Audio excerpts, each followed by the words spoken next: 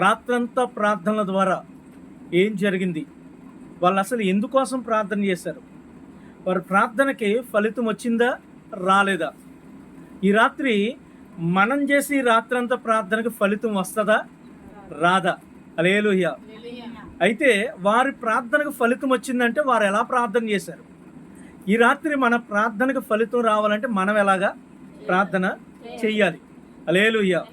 ఈ విషయాలు ఈ రాత్రి గల సమయంలో మనం వాక్యంలోంచి మనం నేర్చుకోబోతూ ఉన్నాం.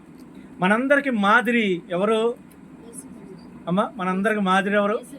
యేసయ్యే. హల్లెలూయా. కాబట్టి లూకా సువార్త 6వ అధ్యాయం 12వ వచనాన్ని ఆ లేఖన భాగంతో మనం ఈ రాత్రి ఈ యొక్క వాక్యమును మనం ప్రారంభం చేసుకుందాం. దేవుని బిడ్డలారా, ఈ వాక్యం అనంతరం గొలుసు ప్రార్థన ఉంటుంది. హల్లెలూయా.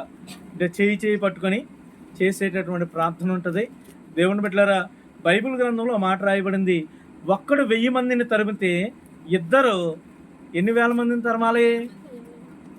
ఒకరు 1000 మందిని తరమారమ్మా, ఇద్దరు ఎన్ని వేల మందిని తరమాలి? 2000 మందిని. కానీ దేవుడు అట్లా అనలా. ఒక్కడు 1000 మందిని తరిమితే ఇద్దరు కలిస్తే 10,000 మందిని తరుముతారంట. అంటే వారి బలం ఏమైంది? 10 రెట్లయింది. హల్లెలూయా. ఈ రాత్రి ఇంతమంది మనం ఉన్నాం. ఇన్ని చేతులు కలిసినప్పుడు ఎన్ని రెట్లు బలాన్ని మనం పొందుకోబోతున్నాము. ప్రభు స్తోత్రం చెప్పండి. కాబట్టి దేవుని బిడ్డలారా, ఎవరు కూడా యామరపాటుగా ఉండొద్దు, ఎవరు కూడా నిర్లక్ష్యంతో ఉండొద్దు. ఈ రాత్రి అంతా ప్రార్థన కంప్లీట్ అయ్యేంత వరకు ప్రభువా నీ సన్నిధిలో నేనుంటానయ్యా, నా పరిస్థితి మార్చేయ్యా అనేటటువంటి ఆలోచనతో మనం దేవుని సన్నిధిలో మనం ఉందాం. దేవుని యొక్క వాక్యాన్ని మనం విందాం. ప్రభుకు స్తోత్రం చెప్పండి. హల్లెలూయా. చూడండి, లూకా సువార్త 6వ అధ్యాయము 12వ వచనాన్ని మనం చదువుకుందాం. ఆ దినములయందు ఆయన ప్రార్థన చేయుటకు కొండకు వెళ్ళి దేవుణ్ణి ప్రార్థించుట యందు రాత్రి గడిపెను. స్తోత్రం. హల్లెలూయా. ఉదయమైనప్పుడు ఆయన తన శిష్యులను పిలిచి వారిలో 12 మందిని ఏర్పరిచి వారికి అపోస్తలులు అని పేరు పెట్టెను. అందరూ కూడా కళ్ళు మూసుకోండి, చిన్న ప్రార్థన చేసుకుందాం. అందరు కళ్ళు మూసుకోండి బిడ్డలారా, చిన్న ప్రార్థన.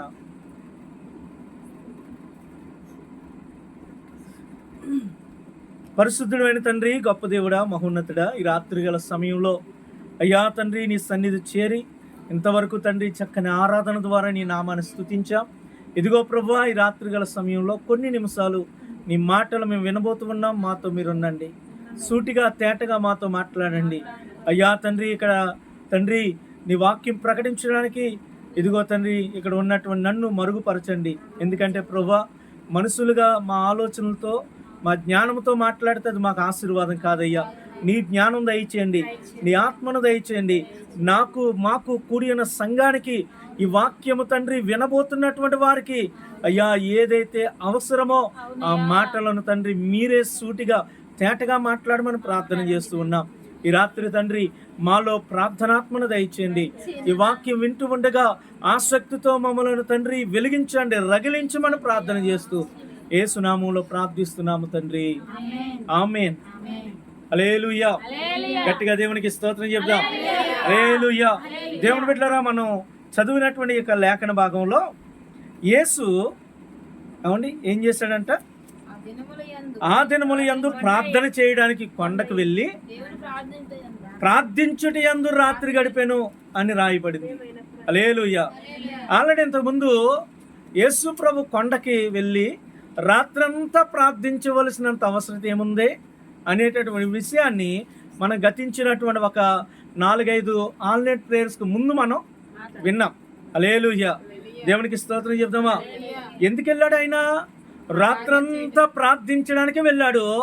రాత్రంతా ప్రార్థించాల్సినంత అవసరం ఆయనకి ఏముంది? ఎంతమంది చెప్పాను కదా, గుర్తుందా? రాత్రంతా ప్రార్థించాల్సినంత అవసరత యేసయ్యకి ఏముంది? హల్లెలూయా.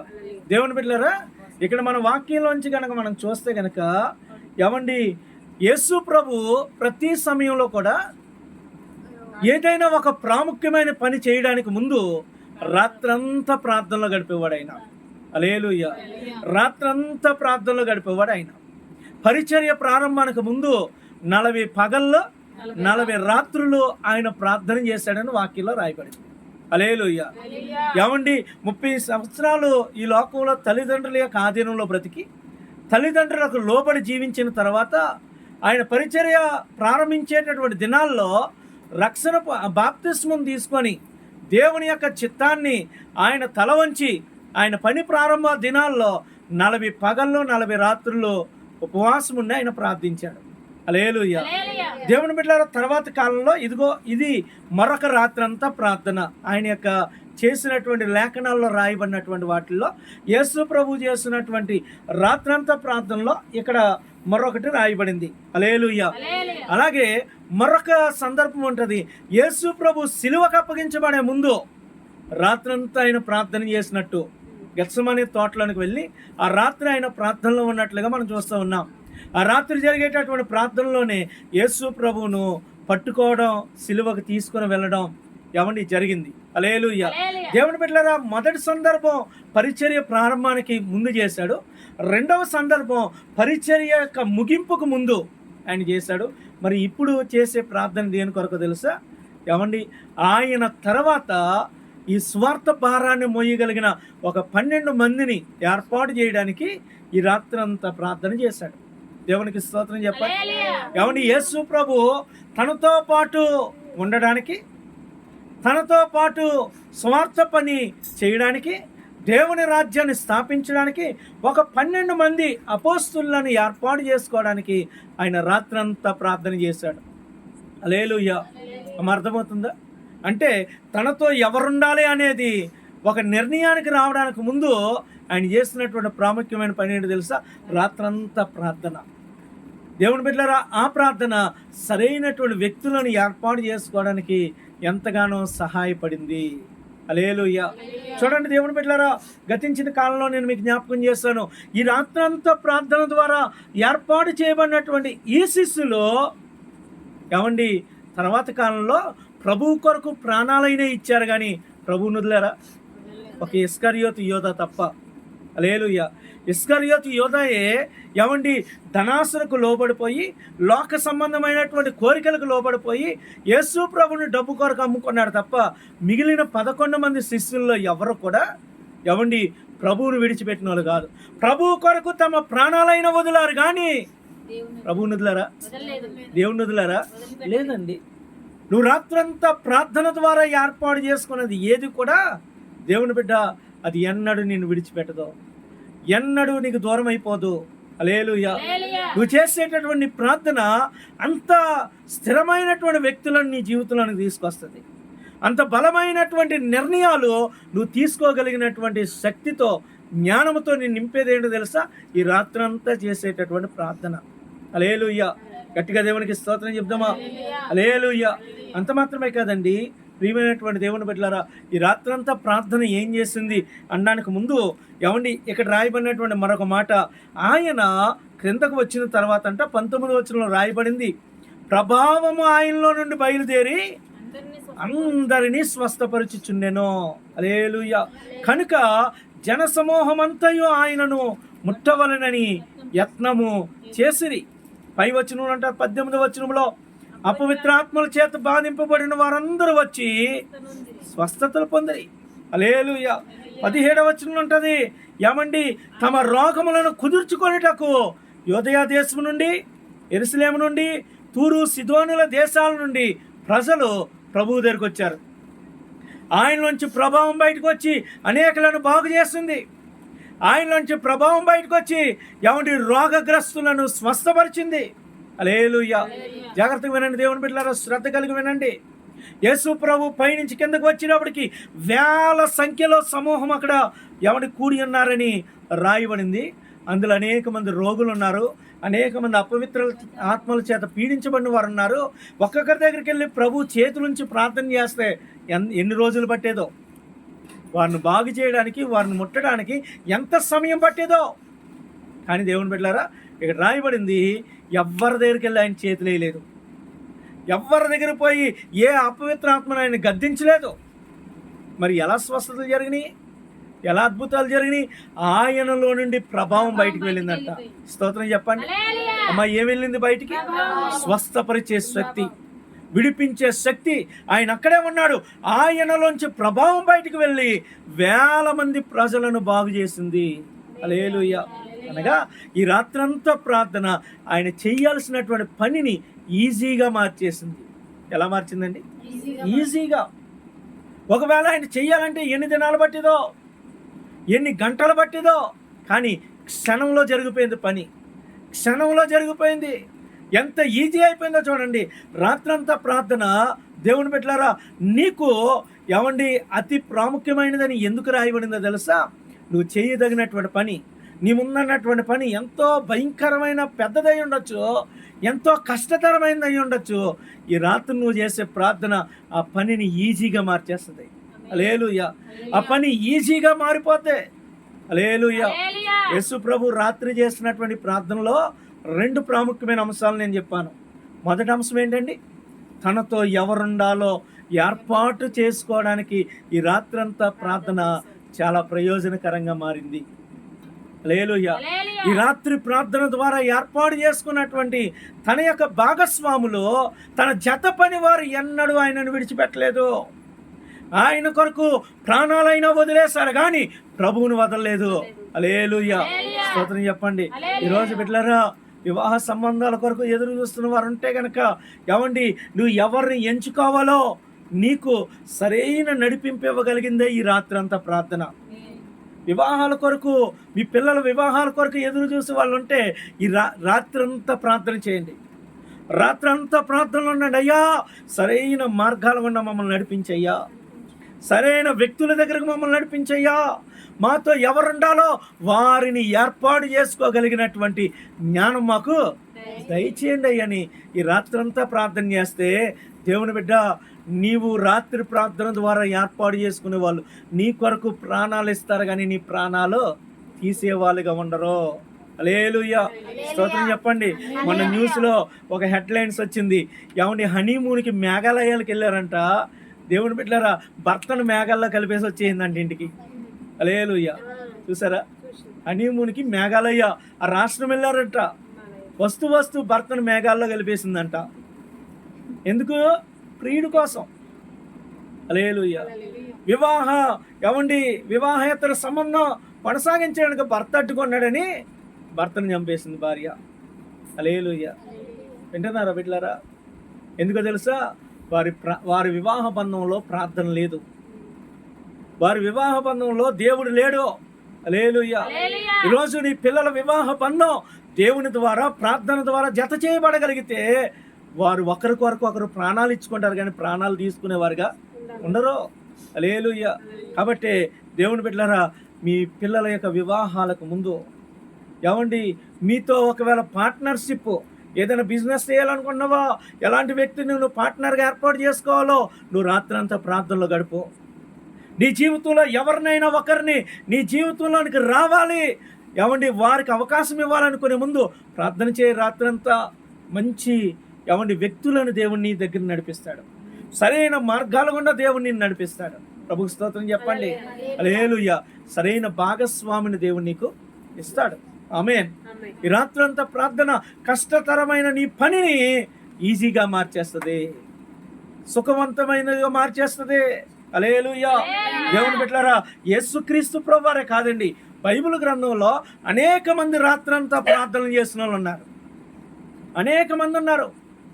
వారి జీవితాల్లో ఎలాంటి అద్భుతాలు జరిగినాయి, వారు ఎందుకు ప్రార్థన చేశారు, వారు ప్రార్థించినటువంటి అవసరతలకి జవాబు దొరికిందా లేదా? ఈ రాత్రి మనం చూసి ఒక నలుగురు కోసం నేను చెప్తాను, నలుగురు జీవితాలు చెప్తాను. వారు రాత్రంతా ప్రార్థన ఎందుకు చేశారు, ఆ ప్రార్థనకి జవాబు దొరికిందా లేదా? ఈ రాత్రి నువ్వు ఏ అంశం కొరకు ఈ రాత్రి నువ్వు వచ్చావు? అమ్మ, వింటున్నారా? ఇక్కడికి వచ్చిన వాళ్ళు ఉన్నారు. ఏమండి, నీవు ఏదైనా ఒక ప్రాముఖ్యమైన అంశం నీ మైండ్లో పెట్టుకో. ఇప్పుడే పెట్టుకో. ఇప్పుడే ఒకసారి నీ ఇంటిని, నీ కుటుంబాన్ని బాగా ఏడిపించేదేంటి, నీ హృదయాన్ని బాగా నొప్పించేదేంటి? లేదా, అయ్యా, నా జీవితంలో ఇది జరిగితే నా పరిస్థితి మారుద్దయ్యా, నా కుటుంబం మారిపోద్దయ్యా, అలాంటి ఏదైనా ఒక అంశాన్ని ఎన్నుకో. ఈ రాత్రి ప్రభు దాన్ని జరిగించబోతూ ఉన్నాడు. నీ ప్రార్థన ద్వారా దేవుడు దాన్ని జరిగించబోతూ ఉన్నాడు. హల్లెలూయా. దేవునికి స్తోత్రం చెప్పండి.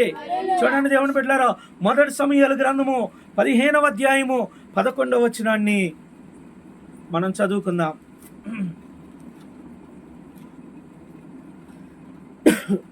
సౌలు నన్ను అనుసరింపక వెనుక తీసి నా ఆజ్ఞలను గైకొనకపోయిన గనుక అతనిని రాజుగా నిర్ణయించినందుకు నేను పశ్చాత్తాపడుచున్నాను.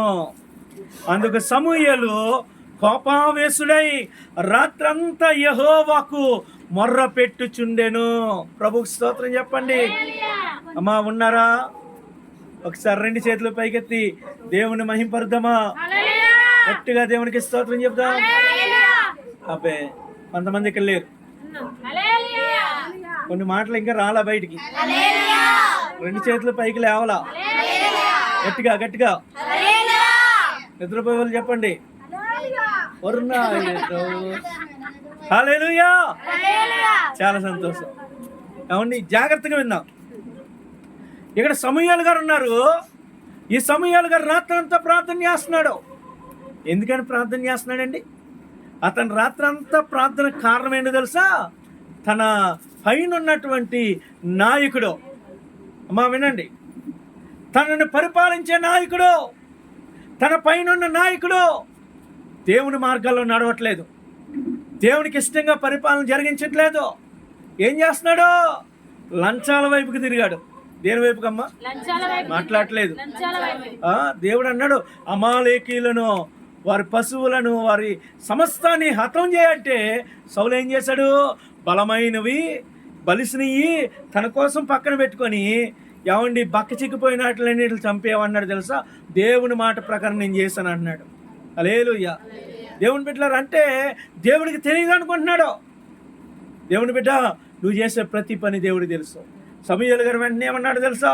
మరి అలాగైతే 14వ వచనంలో, అలాగైతే నాకు వినబడుచున్న గొర్రెల అరుపులు, ఎడ్ల రెంకులు ఎక్కడి నుంచి వస్తున్నాయి అని అడిగాడు. హల్లెలూయా. సౌలేమన్నాడు, అయ్యా నీ దేవుడు చెప్పినట్టు నేను సమస్తం చేశాను అనగానే సమూయేలు అంటున్నాడు, అదిగో ఆ గొర్రెల అరుపులు వినబడుతున్నాయి నాకు, గొడ్ల రంకెలు వినబడుతున్నాయి నాకు. అయ్యా నుంచి వస్తున్నాయి, ఎవరిని తెచ్చి పక్కనే ఉన్నాయా? లేదు. సౌలు పట్టుకెళ్ళి తన రాజ్యంలో తన ఇంటి దగ్గర కట్టుకున్నాడు. హల్లెలూయా.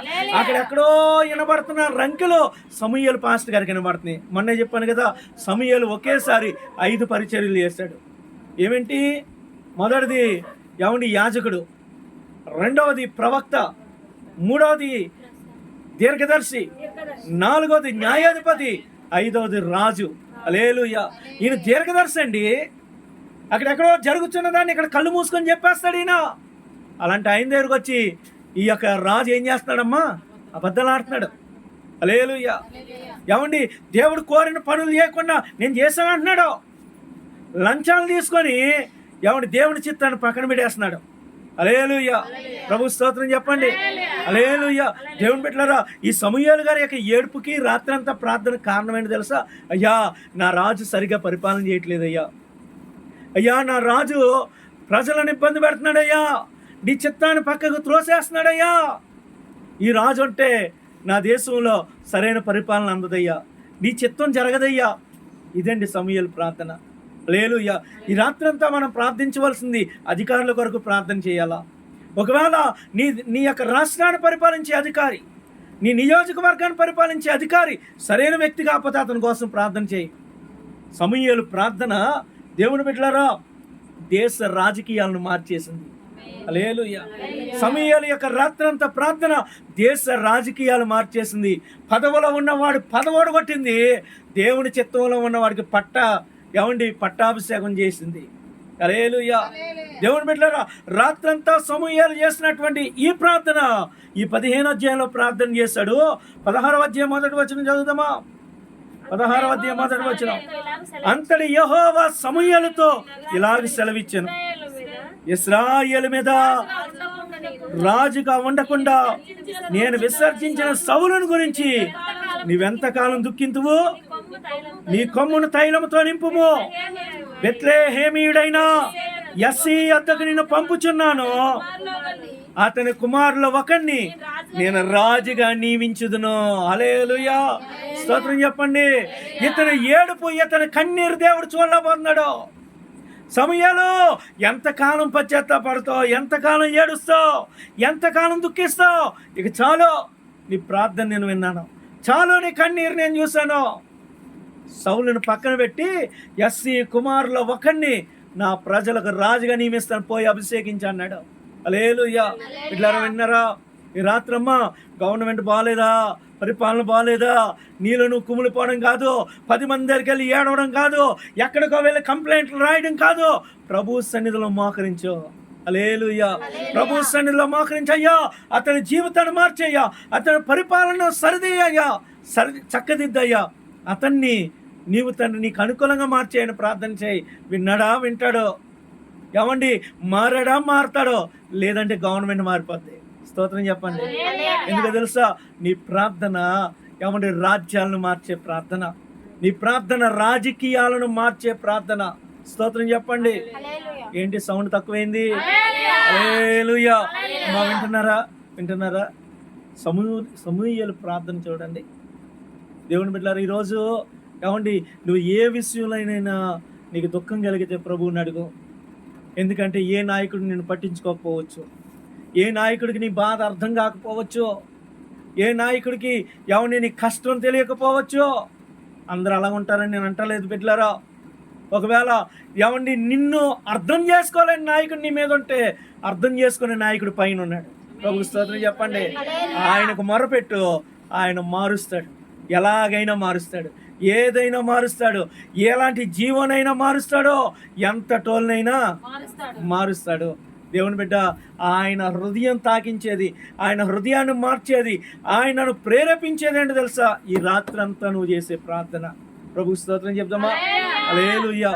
యేసయ్య రాత్రంతా ప్రార్థించినప్పుడు ఏమండి, సరైన వ్యక్తులను ఆయనకు శిష్యులుగా ఏర్పాటు చేయడానికి దేవుడు కృప చూపించాడు. కష్టమైన పనిని ఈజీగా మార్చేశాడు. సమూయేలు రాత్రంతా ప్రార్థన చేయగా గవర్నమెంట్ మారిపోయింది, ప్రభుత్వం మారిపోయింది, జీవాలు మారిపోయినాయి. హల్లెలూయా, స్తోత్రం చెప్దామా? శాసనాలు మారిపోయినాయి. పిల్లరా, నువ్వు చేసే ప్రార్థన ప్రభుత్వాన్ని మార్చేస్తుంది, నువ్వు చేసే ప్రార్థన అధికారులను మార్చేస్తుంది, నువ్వు చేసే ప్రార్థన ఏ విషయంలో ప్రజలు కన్నీళ్ళు పెడుతున్నారో అని కన్నీళ్లను తుడిచేటటువంటి ఒక మంచి నాయకుడను నీ మీద నియమించేది నువ్వు చేసేటటువంటి ప్రార్థన. ప్రభుకు స్తోత్రం చెప్పండి.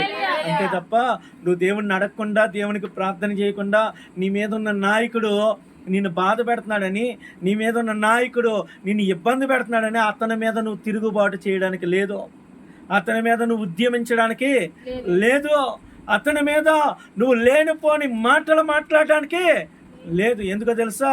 ఏమండి, నీ పైనున్న నాయకులను నువ్వు గౌరవించమని దేవుని వాక్యం చెప్పింది. రోమీలకు రాసిన పత్రిక 13వ అధ్యాయంలో నీ పైన ఉన్నటువంటి నాయకుడు ఉన్నాడా, అతనికి అధికారం ఇచ్చింది దేవుడు. స్తోత్రం చెప్పండి. దేవుడు ఒక వ్యక్తికి అధికారం ఇవ్వకుండా ఏ అధికారం ఈ భూమి మీద లేదు. ఈరోజు నిన్ను పరిపాలించే నాయకుడికి అధికారం ఇచ్చింది ఆయన. ఆయన అధికారులను నిలబెట్టగలడు, నిలబడిన అధికారాన్ని కూల్చేయగలడు, తీసేయగలడు. హల్లెలూయా. నువ్వు ప్రార్థించాల్సింది దేవుణ్ణి. ప్రభు స్తోత్రం చెప్పండి. నువ్వు ప్రార్థించాల్సింది ప్రభువుని తప్ప కావండి ఈ లోకంలో ఉన్నటువంటి వారిని కానే కాదు. హల్లెలూయా. మొదటిదండి, సమూయేలు గారి యొక్క ప్రార్థన రాజకీయాలను మార్చేసింది, ప్రభుత్వాలను మార్చేసింది, రాజులను మార్చేసింది. హల్లెలూయా. గట్టిగా ప్రభుకు స్తోత్రం చెప్దామా? దేవుని చిత్తములో ఉన్నటువంటి వ్యక్తిని తీసుకొచ్చి దేశానికి రాజుగా పట్టాభిషేకం చేసింది. ఈరోజు నీ ప్రార్థన దేవుని బిడ్డ మన దేశాన్ని మార్చబోతుంది, నీ ప్రార్థన మన రాష్ట్రాన్ని మార్చబోతుంది, నీ ప్రార్థన మన జిల్లాని, మన నియోజకవర్గాన్ని మార్చబోతుంది. నీ ప్రార్థన ద్వారా మంచి పరిపాలన ప్రభు మన దేశానికి అనుగ్రహించునుగాక. ఆమేన్. దేవుని చిత్తంలో ఉన్నటువంటి నాయకులను దేవుడు మనకు అనుగ్రహించునుగాక. మన దేశాన్ని పరిపాలిస్తున్న వారిని దేవుడు తన చిత్తంలో నడిపించుకొనుగాక. ఈ రాత్రి ప్రార్థన ద్వారా మన దేశంలో అద్భుతాలు జరుగునుగాక. ఆమేన్. హల్లెలూయా. రెండవదండి, ఆదికాండము 32వ అధ్యాయము 24వ వచనం. ఆదికాండము 32వ అధ్యాయము 24వ వచనాన్ని మనం చదువుదాం. యాకోబు ఒక్కడు మిగిలిపోయెను, ఒక నరుడు తెల్లవారు వరకు అతనితో పెనుగులాడెను. తాను అతని గెలవకుండాటి చూసి తొడగూటి మీద అతను కొట్టెను. అప్పుడు అతడు ఆయనతో పెనుగులాడుట వలన యాకోబు తొడగూడు వసిలెను. ఆయన తెల్లవారుచున్నది గనక నన్ను పోనిమ్మనగా అతడు, నీవు నన్ను ఆశీర్వదించితేనే గాని నిన్ను పోనీయను అనేను. ప్రభు స్తోత్రం చెప్తామా? గట్టిగా చెప్తామండి. హల్లెలూయా. ఇట్లా వింటున్నారా? ఎవరికైనా నిద్ర వస్తే దయచేసి వెళ్ళి మొహాలు కడుక్కు రండి. ఏమండి, సాతాను నేను వాక్యం విన్నవుదాం. హల్లెలూయా. సాతాను ఏం చేయదేమవుతామ్మా? వాక్యం విన్నవుదాం. నీలో వాక్యం అనే విత్తనం పడితే ఆ విత్తనం మామూలుగా ఉండదు. హల్లెలూయా. విత్తనం ఏమండి మొలిసిద్ది, ఎదిగిద్ది, ఫలించిద్ది. 30 అంతలుగా, 60 అంతలుగా, 100 అంతలుగా, 1000 అంతలుగా ఫలించి నీ జీవితాన్ని మార్చేస్తుంది. కాబట్టి సాతాను నిద్ర అవస్థలోనికి నిన్ను నెట్టేస్తుంది. నీకు ఒకవేళ నిద్ర వస్తే దయచేసి వెళ్ళి మొహాలు కడుక్కొని రండి, తప్పేం లేదు. హల్లెలూయా. ఎందుకంటే ఇది రాత్రి సమయం. ప్రభు స్తోత్రం చెప్పండి. హల్లెలూయా. మనం పేతురులాగా ఉండకూడదు. ఎలా ఉండాలి? పౌలులాగా ఉండాలి. హల్లెలూయా. ఏమండి, పేతురు ఎలా ఉన్నాడమ్మా? పేతురుని పట్టుకెళ్ళి యేసు ప్రభు తీసుకెళ్ళి రారా ప్రార్థన చేద్దామంటే నిద్రపోతున్నాడు. ఏమండి, పక్కన ఎవరున్నారు? యేసయ్య ఉన్నాడు. అరే, యేసయ్యతో కలిసి ప్రార్థన చేయడానికి వెళ్ళి నిద్రపోతున్నాడు పేతురు. హల్లెలూయా. స్తోత్రం చెప్పండి.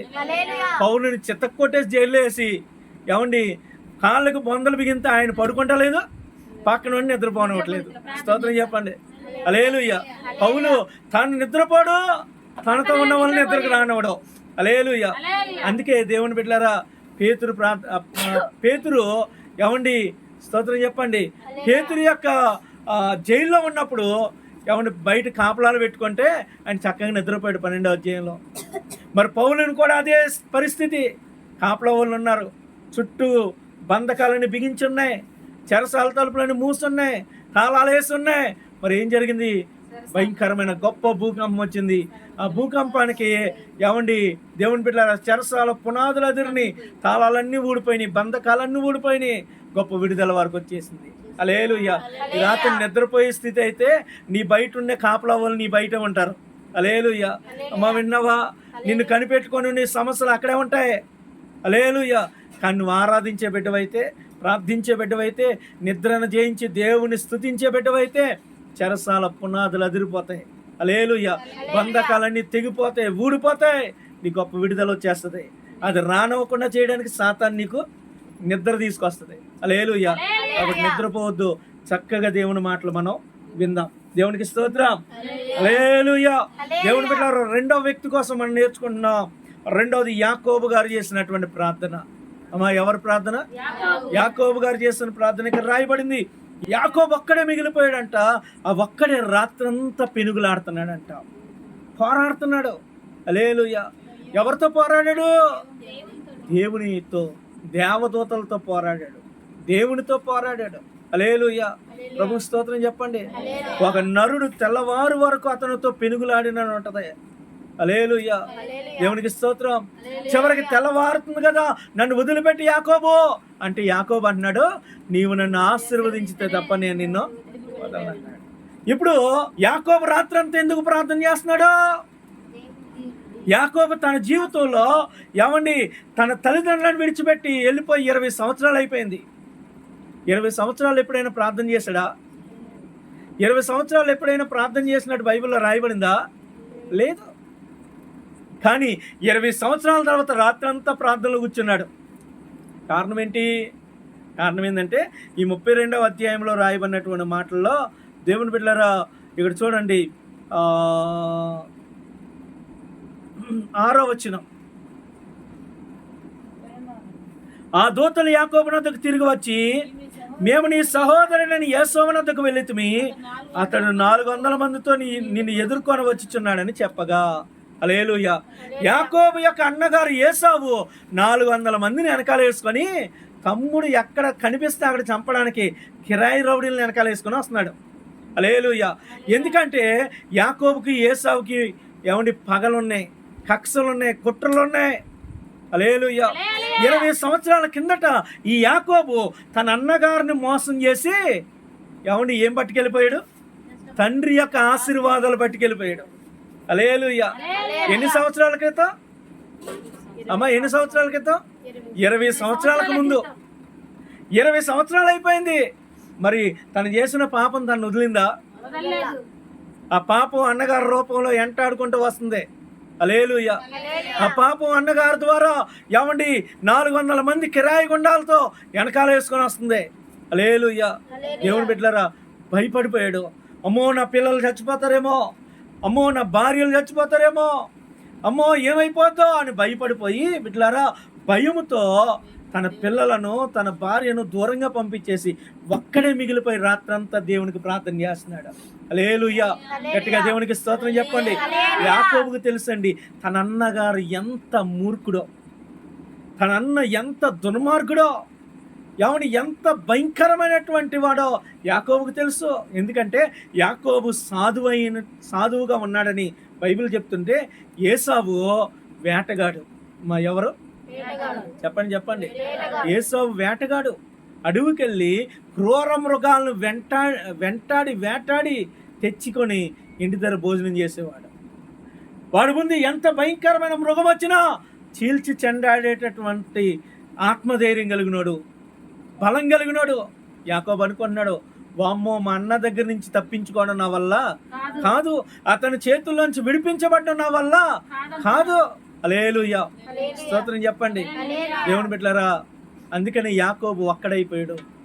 యాకోబుకి అర్థమైపోయింది, అంతటోని జయించాలంటే అంతకన్నా బలమైనోడి దగ్గర నేను వెళ్ళాలనుకున్నాడు. ప్రభు స్తోత్రం చెప్పండి. అమ్మా వింటున్నారా? మీరు అటు ఇటు తిరగకూడదట. ప్రభు స్తోత్రం చెప్పండి. యాకోబు ఏమనుకున్నాడండి? ఒరే ఇంత బలం కలిగిన నాన్నని నేను జయించాలంటే వాడికన్నా బలం కలిగినోడి దగ్గరికి నేను వెళ్ళిపోవాలి రాత్రి అనుకున్నాడండి. వచ్చి ప్రార్థనలో కూర్చున్నాడు. ప్రభు స్తోత్రం చెప్పండి. ఈరోజు దేవుని బిడ్డ, నిజమే, నీ పరిస్థితులు మార్చేదేంటో నీకు తెలుసా? ఈరోజు భయంకరమైన పరిస్థితుల్లో నీ కుటుంబం ఉంది, భయంకరమైన పరిస్థితుల్లో నీ పిల్లలు ఉన్నారు, ప్రాణాలతో పోరాడుతున్నారు, విడిపించబడ్డం కష్టంగా ఉంది. హల్లెలూయా. నిజమేనండి. నీ పిల్లల్ని ఆ యొక్క వ్యసనాల్లో నుంచి బయటకు రావడం చాలా కష్టంగా ఉన్నారు కదా. భయంకరమైన సమస్యల్లో మునిగిపోయారు, అప్పుల్లో మునిగిపోయారు, వాటిలోంచి బయటకు రావడం కష్టమైపోతుంది కదా. ఈరోజు మరి విడిపించేవాడుతో నువ్వు రాత్రంతా యాకోబులాగా పెనుగులాడితే నీ సమస్యకు పరిష్కారం దొరికినట్లే. హల్లెలూయా. తన అన్న దగ్గర నుంచి విడిపించగలిగినాడు నా దేవుడు తప్ప ఎవడో లేడురా అని యాకోబుకి అర్థమైపోయిందండి. అర్థమైపోయి యాకోబు యేసయ్య దగ్గరకు వచ్చాడు, ప్రార్థనలో కూర్చున్నాడు, ప్రార్థనలు అడుగుతున్నాడు, నువ్వు నన్ను ఆశీర్వదించితే గానీ ఈ రాత్రి నిన్ను విడిచిపెట్టనన్నాడు. హల్లెలూయా. దేవుని బిడ్డలారా, ఆ రాత్రి దేవుని ఆశీర్వాదాన్ని పొందుకున్నాడు, దేవుని సహాయాన్ని పొందుకున్నాడు. ఆ రాత్రి యాకోబు చేసిన ప్రార్థన ఎంత బలంగా పనిచేసిందో తెలుసా? 33వ అధ్యాయంలో దేవుని బిడ్డలారా చూడండి, యాకోబు కన్నులెత్తి చూసినప్పుడు ఏసావును అతనితో 400 మంది మనుషులను వచ్చిచుండిరి. అప్పుడు అతడు తన పిల్లలను లేయా రాహేలులకును 2 దాసీలకును పంచి అప్పగించెను. దేవునికి స్తోత్రం చెప్పండి. హల్లెలూయా. అతడు ముందర దాసీలను, వారి పిల్లలను, వారి వెనుక లేయాను, ఆమె పిల్లలను, ఆ వెనుక రాహేలును, యోసేపును ఉంచి తాను వారి ముందర వెలుచు తన సహోదరుని సమీపించే వరకు 7 మార్లు నేలను సాగిలపడెను. అప్పుడు ఏసావు అతని ఎదుర్కొన పరిగెత్తి, ఏసావు ఏం చేశాడంట? పరిగెత్తాడు. ఏమండి ఒకసారి ఆలోచించండి, చంపడానికి వచ్చిన అంత దూరం నుంచి కత్తట్టుకొని పరిగెత్తుకుంటూ వస్తుంది, ఎలా ఉంటుంది నీకు? ఏమండి మాట్లాడలేదు. ఆయన అటు నుంచి పరిగెడితే ఇటు నుంచి పారిపోతావు. హల్లెలూయా. స్తోత్రం చెప్పండి. ఏసావు అతను ఎదుర్కోవడానికి పరిగెత్తుకుని వచ్చాడంట, అతను కౌగిలించుకున్నాడంట, అతని మెడ మీద పడ్డాడంట, ముద్దు పెట్టుకున్నాడంట. స్తోత్రం చెప్పండి. వారిద్దరూ ఏడవడం మొదలెట్టారంట. హల్లెలూయా. ఎలా వచ్చాడండి? ఎలాగొచ్చాడు? 400 మందిని కిరాయి రౌడీలను వేసుకొని తమ్ముడిని చంపడానికి వచ్చాడు, కత్తులు పట్టుకొని వచ్చాడు. హల్లెలూయా. దేవుని బిడ్డలారా, ఈ రాత్రంతా ప్రార్థన అట్నుంచి వచ్చినోడి యొక్క ఆలోచన మార్చేసింది. అట్నుంచి ఒక ఆలోచన వచ్చాడు, యాకోబును చూడగానే ఆలోచన మారిపోయింది. దేవుడు ప్రేమ పుట్టించాడు, లోపల ఉన్న పగ చల్లారిపోయింది. స్తోత్రం చెప్పండి. లోపల ఉన్న కఠినత్వం చల్లారిపోయింది. యాకోబు మీద ప్రేమ కలిగింది. కౌగిలించుకున్నాడంట, పరిగెత్తుకుంటూ వచ్చాడంట. కౌగిలించుకొని మెడ మీద పడి ముద్దు పెట్టుకొని, తమ్ముడా ఎన్ని రోజులైందిరా నిన్ను చూసి. స్తోత్రం చెప్పండి. ఎంతకాలం అయిందిరా నిన్ను చూసి. హల్లెలూయా. దేవుని బిడ్డలారా, రాత్రంతా ప్రార్థన ఎవడి మనసునైనా మార్చేస్తుంది. ఎంత కఠినాత్ముడి మనసునైనా మార్చేది ఏంటో తెలుసా? ఈ రాత్రి నువ్వు చేసే ప్రార్థనే. హల్లెలూయా. శత్రువును మిత్రుడిగా మార్చేసింది ప్రార్థన. హల్లెలూయా. పగతో రగిలిపోతున్న వాడి హృదయంలో ప్రేమను పుట్టించింది ప్రార్థన. హల్లెలూయా. ఈ రాత్రి నువ్వు చేసే ప్రార్థన, దేవుని బిడ్డ, ఏదో వచ్చానంటే వచ్చాను అన్నట్టుగా వచ్చావేమో, కానీ దేవుడు నీతో మాట్లాడుతున్నాడు. పట్టుదల కలిగి రాత్రి ప్రార్థన చేయి. ఏమండి, పట్టుదల కలిగి ప్రభు పాదాలు పట్టుకో. దేవుని బిడ్డ, నీ పిల్లల యొక్క హృదయంలో ఉన్నటువంటి ఆ కఠినత్వాన్ని తొలగించగలిగింది ప్రార్థన. నీ కుటుంబంలో ఉన్నటువంటి ఏమండి సమస్యను తీర్చగలిగింది ప్రార్థన. నీ శత్రువును నీకు మిత్రుడిగా మార్చగలిగింది ప్రార్థన. పగతో రగిలిపోతున్న వాడి హృదయంలో ప్రేమ పుట్టించగలిగింది ఈ రాత్రి మనం చేసే ప్రార్థన. అంత మాత్రమే కాదండి, ఒక అద్భుతమైనటువంటి విషయం ఇక్కడ జరిగింది. ఏంటో తెలుసా? చూడండి దేవుని బిడ్డలారా, 15వ వచనాన్ని ఒకసారి మనం చదువుతాం. అప్పుడు ఏసావు, నీకిష్టమైన ఎడల నా యొద్దనున్న ఈ జనులలో కొందరిని నీ యొద్ద విడిచిపెట్టేదనని చెప్పగా, అతడు అది ఎలా? నా ప్రభు కటాక్షము నా మీద ఉండనిమ్ము అని. ప్రభుకి స్తోత్రం చెప్పండి, గట్టిగా చెప్పండి. దేవుని బిడ్డలారా, ఏసావు అంటున్నాడు, తమ్ముడా ఏంద్రా ఈ ఆస్తి అంతా ఎవరిదే?